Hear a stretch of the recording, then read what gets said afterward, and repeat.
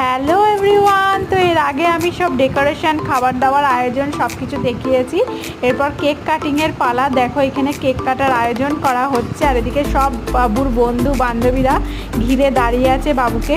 আর এদিকে দেখো ও কেক কাটার আগেই একটা বাচ্চা ছেলে আবার ফু দিয়ে মোমবাতি নিভিয়ে দিয়েছে।